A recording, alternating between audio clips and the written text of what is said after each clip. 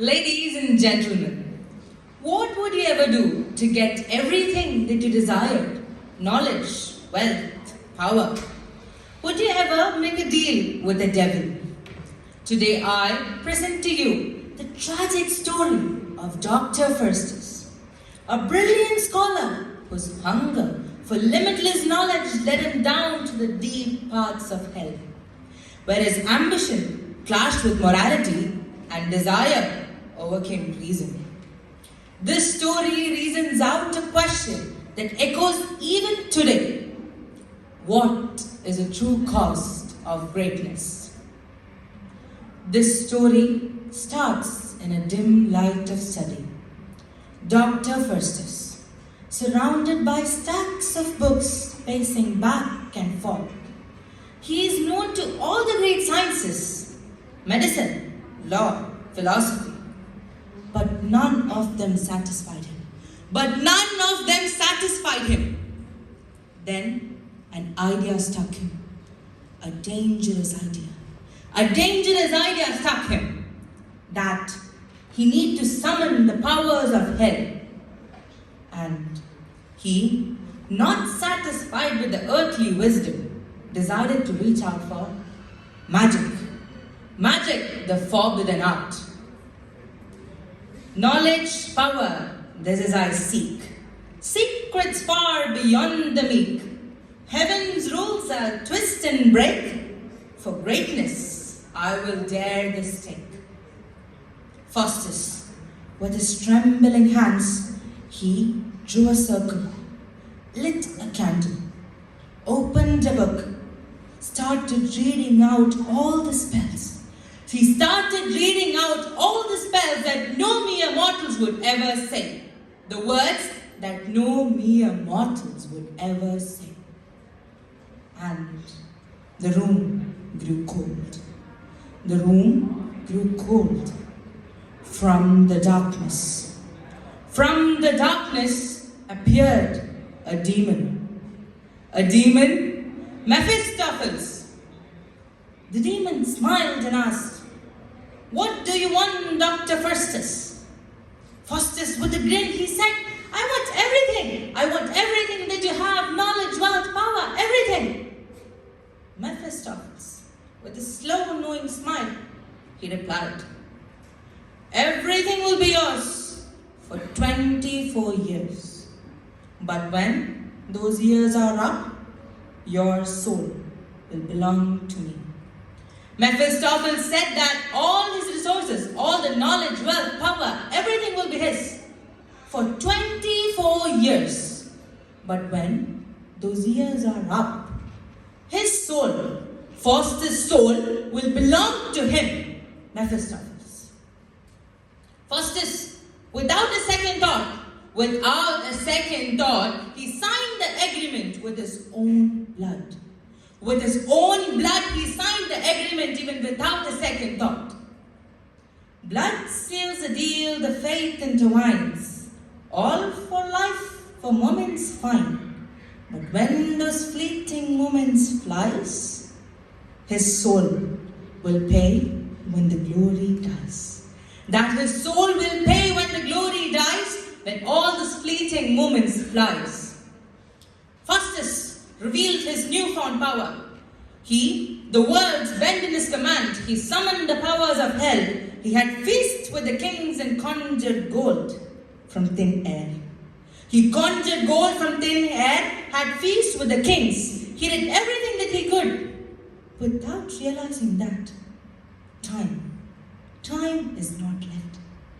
And Faustus, he did everything, and then beneath the splendor, a guilt knocked him. A fear that could not be shaken. A fear that could not be shaken hit him. And then a guilt in the form of angels' whispers. The angels whispered warnings. The angel said, "Repent, Faustus. God's mercy waits for those who seeks it." God's mercy waits for those who seeks it, Faustus. Repent now. Faustus was troubled by the thought. But before even he could think, Mephistopheles the demon stood beside him and said, "Why repent? You have power now. Live while you can." Good and evil fight within. Hope and despair drowned by sin. To turn or fall, too late to choose. Each step forward, more to lose. Each step forward, more to lose. But Faustus didn't realize this. He went beyond all these things because of the lure of power kept him moving forward. He drowned his doubts in the pleasure, in the glory, in the desire of getting more knowledge. He drowned all the doubts in that. But as years slipped by like smoke in the air, everyone around Faustus grew old. But he left unchanged and untouched. Faustus was left unchanged and untouched. The hallways of his study, which were once filled with laughter, now began to fade. The pleasures of him which he enjoyed, once so sweet, turned bitter. The laughter which once filled his hallways now began to fade, and the pleasures which we enjoyed, which were so sweet, turned bitter. But even immortality cannot escape the ticking of time. That even immortality cannot escape the ticking of time. One day, Faustus stood opposite to a mirror and said, 24 years, he whispered. 24 years gone like smoke in the air. Faustus then realized the power, the yielding that he could not even accept, the undeniable truth that there was no more magic or spells left which could bring him back the time that he had lost. Which could bring him back the time he had lost. No magic spells were left behind to bring him back the time and repent. He had no more time to repent. And then came the final day. Years like smoke come and go, all for a life of moments gone. And then all the time that life, the joy that life will lend, time will claim it all in the end. All the joy that life will lend, time will claim it all in the end. The final day came, the final hour of his life, the hour where Mephistopheles, the demon, the hour that Mephistopheles, the demon, would come to claim his soul. The hour. Faustus, he desperately fell into his knees and cried out, "Isn't there no more time?" He whispered, "There is no more time. Can I still repent?" Even before the words could slip out of his lips, Mephistopheles, the demon, with his unyielding voice, echoed in his heart. The voice of Mephistopheles echoed in Faustus' heart that, "No more time, Faustus. You can't repent." Mephistopheles, the demon, he said, "No more time, Faustus. You can't repent." Faustus let out one last desperate cry. He fell on his knees, cried out to the heavens for mercy. "Mercy, God, mercy." Mercy's voice I could not hear. Mercy, I cried out as the night draws near. Mercy, I cry as the night draws near. Mercy's voice I could not hear. The soul now lost, the heart laid bare. The weight of sin, too much to bear. The soul now lost, the heart laid bare. And the time is now gone. The time is now gone. The room, the final hour where Mephistopheles came. The room again, the same cold that he experienced while calling Mephistopheles. The same cold from the darkness, the same darkness where Faustus invited Mephistopheles to meet his desire, his knowledge, to meet everything that he needed. The same darkness.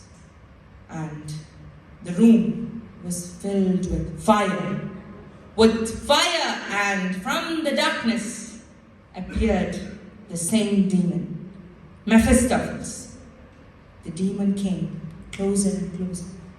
Faustus tried to let out one last desperate cry, and he asked no more time. Even before he could complete his sentence, the flames swallowed him as a whole. Even before Faustus could complete his sentence, the flame swallowed him as a whole. This ends the story of Dr. Faustus. Dr. Faustus was given every chance to repent, every minute to take mercy from God. But Faustus didn't want that. He went over his desire for more power, for knowledge he went. And nothing. The cost was his own life. This story of Faustus is not just a story where he believed in devils or he believed in angels or even magic. This is a story of human soul. This is a story which mirrors the human soul. Temptation can wear many faces. Temptation can wear many faces. It can be in the face of ambition, the face of desire, face of greed, and many other. But Faustus was given, his life was a crossroads. He was given two chances. He was given two paths in life to choose. The first path, which would lead him to a bright and light future. The second path, the path he chose. The path which led him to the darkness and doom. The path which he chose led him to the darkness and doom.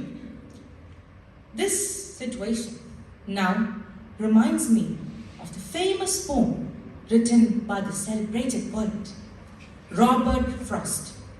In his poem he mentions, "Two roads diverge in yellow woods, and I chose the one less traveled by, and that has made all the difference." Two roads diverge in yellow woods, and I choose the one less traveled by, and that has made all the difference. In this poem, Robert Frost mentions about two paths in his life, which is the same case for Faustus. Faustus chose a path where he would get pride, he would get desire of knowledge, he can meet everything in his life. But what was the cost? What was the cost when he went behind the desire for power, for knowledge, for wealth? The cost he did not realize was everything. That even his own soul, his own life was a cost. Ambition burns and minds will fall. Devil stands when the pride stands tall. But all for life joy. But the cost is everything. Devil will stand when the pride stands tall. Ambition burns and minds will fall. Perhaps the original sin or the real sin which Faustus ever did was not that he believed in magic or he believed in power or he believed that he wanted more knowledge. The greatest sin that he ever did was that he believed more time was left. He believed that tomorrow always existed. He believed that tomorrow will always come, and there were so many tomorrows which was left for his 24 years of lifespan, which was given by Mephistopheles. But he did not realize that tomorrow is never promised. He did not realize that tomorrow is never promised. Tomorrow is never promised. And time waits for none. That time will wait for none. So now the question exists. What will you do if you're given a chance to choose everything that you desire? Knowledge, wealth, power, or you want to go behind your ambition? Would you ever say or trade your own soul for the moments of joy? Trade your own life for the little moments that you can enjoy in your life, and less other time? The cost is everything. That your whole life is a cost. Or will have enough wisdom to say enough when it whispers in your ears. The question is yours, and the answer is also with us. The question and answer belongs to us. Thank you.